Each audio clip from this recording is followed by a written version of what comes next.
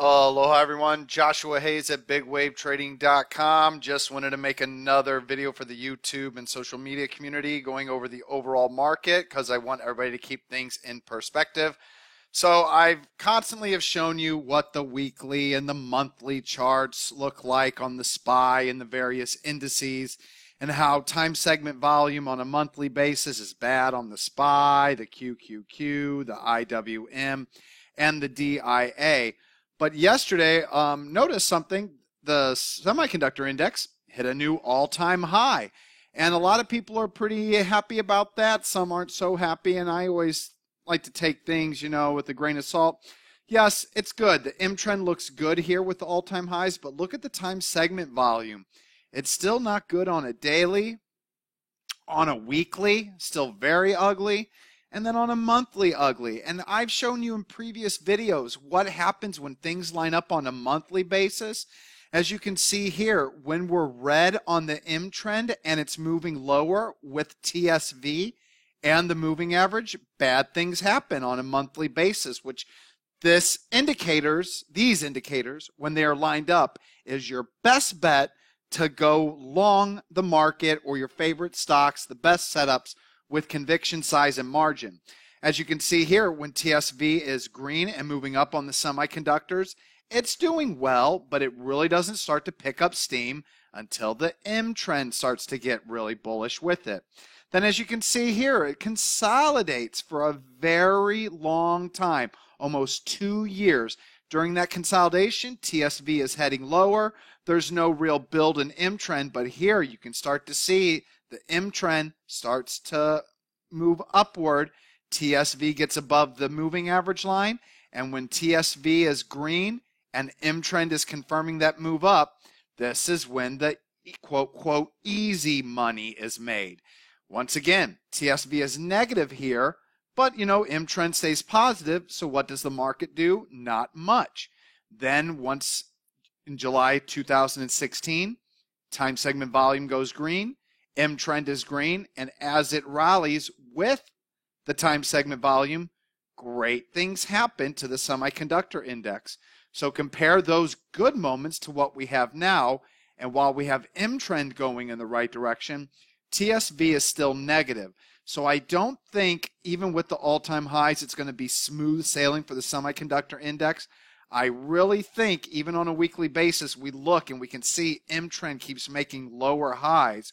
We're going to need to see divergence happen there before I can really trust an uptrend. But even on a weekly, the moving average line is still heading down, and on a daily, same thing. So there's no reason to be super bullish here.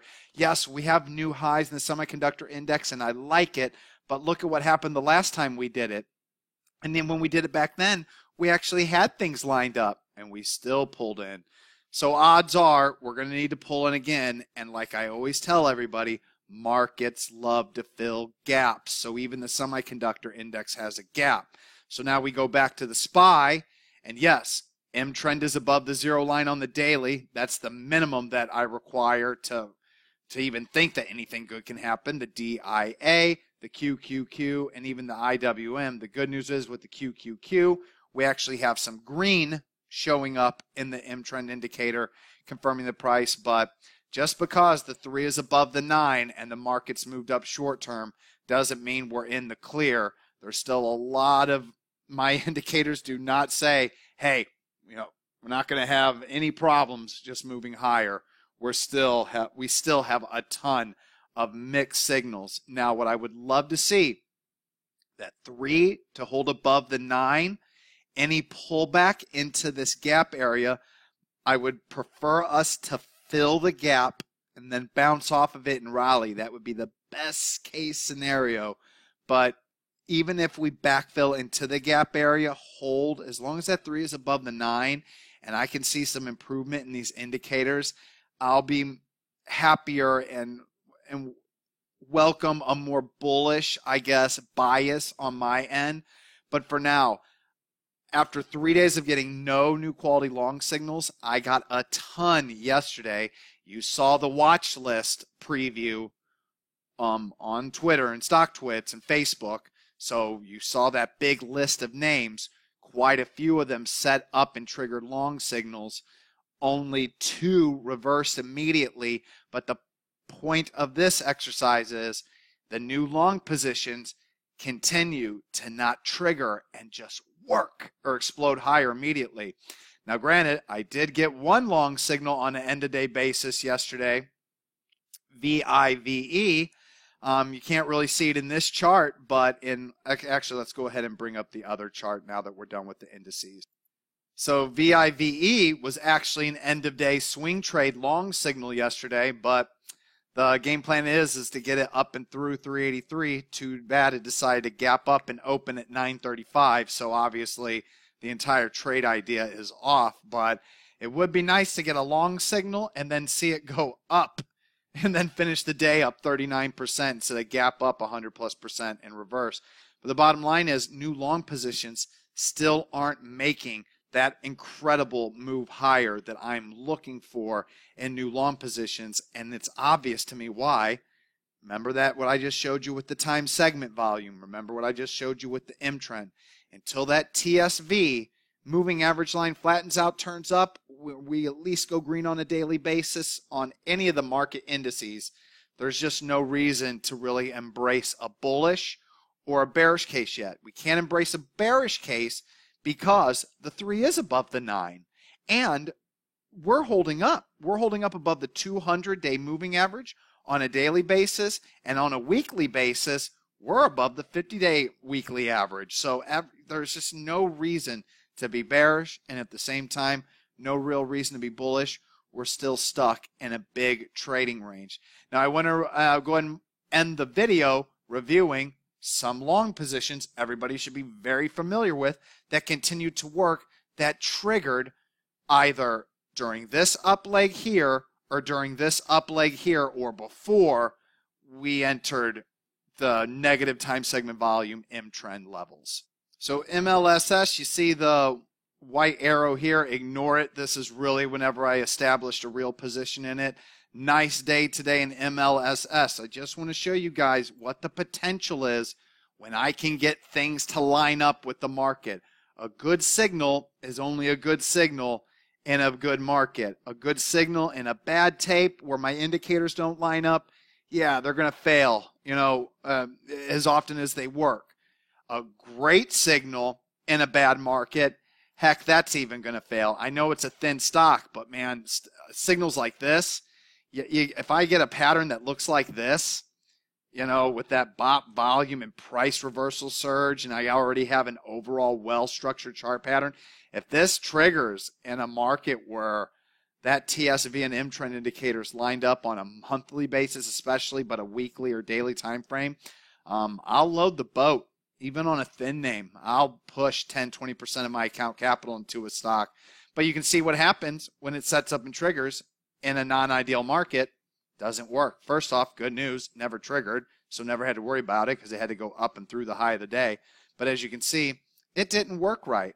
One of the last, is this what? No, I can't really think of it off the top of my head. Damn. Oh, well. ARAY? Nope, wasn't that. ARWR, that's it. Good job, brain.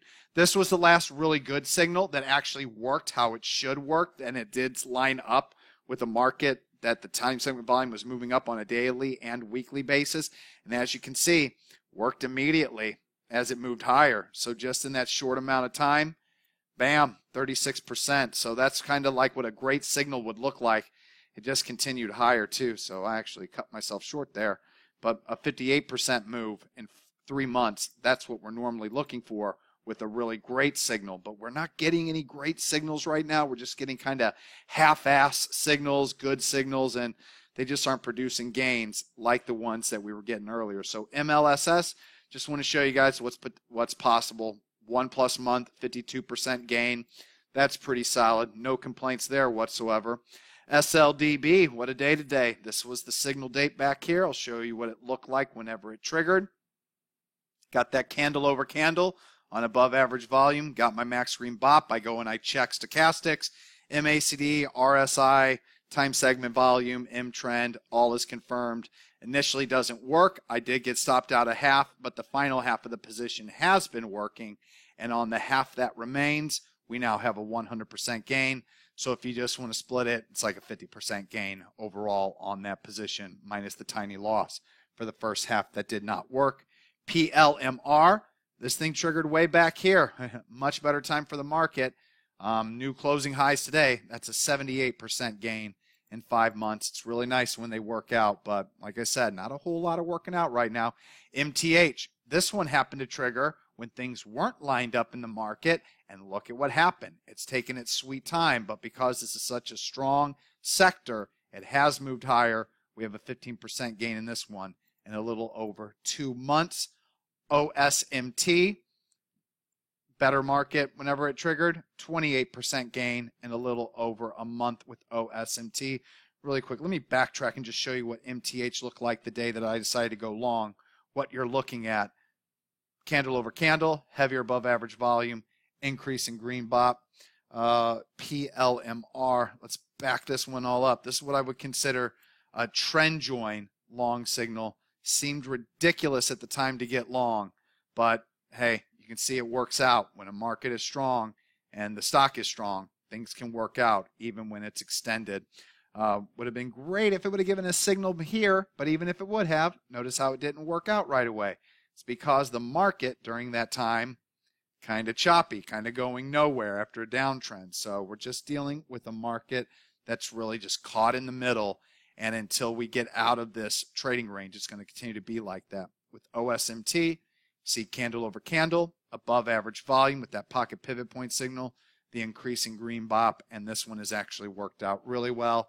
And then, of course, that HOV, that thing keeps on working, so I just keep raising my stops higher.